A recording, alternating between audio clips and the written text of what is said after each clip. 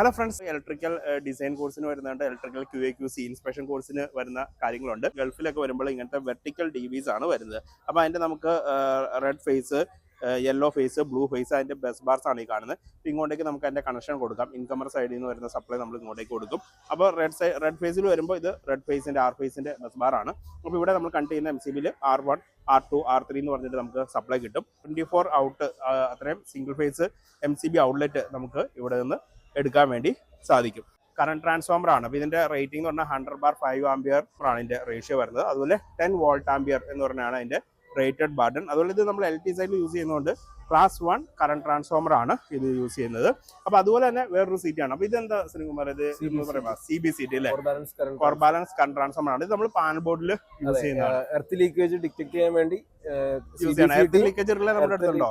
റിലേയും കൂടിയായിട്ട് combine ചെയ്തിട്ടാണ് നമ്മൾ ഇത് യൂസ് ചെയ്യുന്നത്. അപ്പോൾ എർത്ത് ലീക്കേജിന് ഇവിടെ നമ്മൾ CBCT കണക്ഷൻ കൊടുക്കാനുള്ള സപ്ലൈ ഇവിടെ നമ്മൾ പ്രൊവിഷൻ ഇവിടെ കൊടുത്തിട്ടുണ്ട്. S1 S2 എന്ന്. ഇത് നമ്മൾ കോൺടാക്ടർ സ്വിച്ച് ആണ്, ഇലക്ട്രിക്കലി ഓപ്പറേറ്റഡ് സ്വിച്ചസിനെയാണ് കോൺടാക്ടർ സ്വിച്ച് എന്ന് പറയുന്നത്. കാണുന്നത് ഒരു MCCB ആണ്, മോൾഡ് സർക്യൂട്ട് ബ്രേക്കർ. നമ്മളൊരു 100 ആംസ് എബോ വരുമ്പോഴൊക്കെയാണ് യൂസ് ചെയ്യുന്നത് അല്ലേ.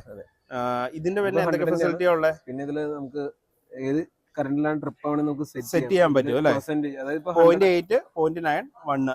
ഇത് എത്ര ആംസിന്റെ? ഇത് 100 ആംസിന്റെ MCB ആണ്. അപ്പോൾ 0.8 വെക്കുമ്പോൾ 80 ആംപിയറിൽ, 0.9 വെക്കുമ്പോൾ 90 ആംപിയറിൽ ട്രിപ്പ് ആവും. HTSFന്റെ ഫ്യൂസ് ആണ് അല്ലേ. ഇത് എത്ര റേറ്റിംഗ് വരുന്നത്? 10 ആംസിന്റെ.